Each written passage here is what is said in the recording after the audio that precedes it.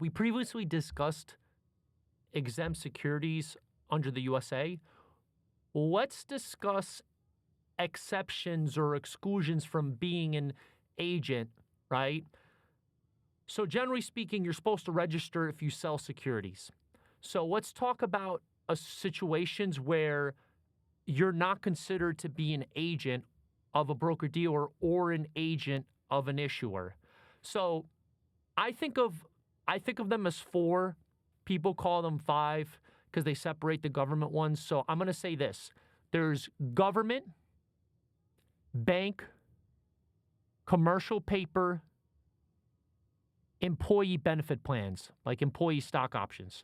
So let's start with the government one. The government one, the U.S. and Canada, state, local, national. State, local, national. So treasuries, Ginnie Mae, geo bonds, state geo bonds, that kind of thing. Same thing with Canada, right? Canada, national Canada, Toronto, Saskatchewan, Alberta, whatever.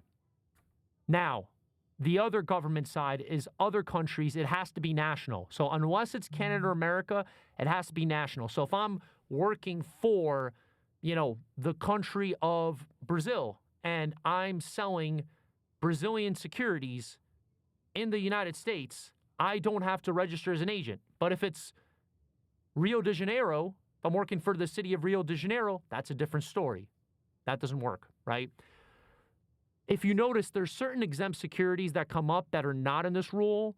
So, for example, like, nonprofits, where, if you're selling the nonprofit securities to the public, you would still have to be an agent. So, but let's keep going, right? The bank. So bank, savings institution, trust company. If I'm working for one of those three, if I'm selling retail to retail clients, I don't have to be an agent. I don't have to be an agent of the broker-dealer, agent of the issuer, right?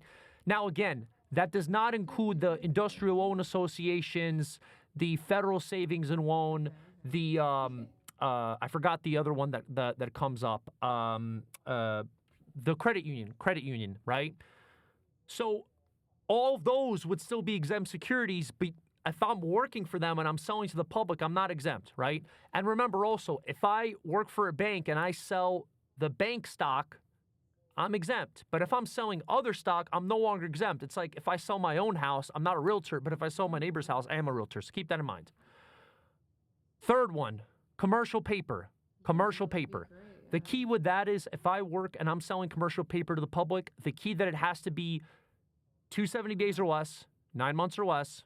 Denominations are 50K or more, not multiples, denominations. So that could be 50, 51, 50,500, you get the idea. As long as it's not below 50. Then, has to be rated in one of the top three categories.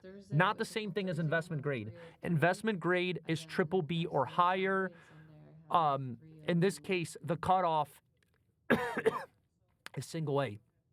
And there's three main rating companies, Moody's, S&P, and Fitch. So it has to be at least A. So it's a higher cutoff than investment grade, which is triple B. The last one of these exceptions where you don't have to be an agent of a broker-dealer would be employee benefit plan security. So to give you an analogy, if I work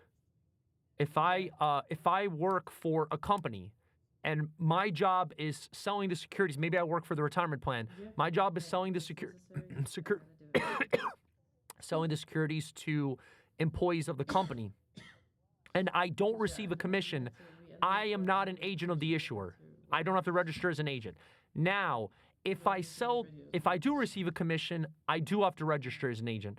Or if I sell those securities from that company to the retail public, not to my own people, not to my own employees, now, regardless commission or not, I do have to register.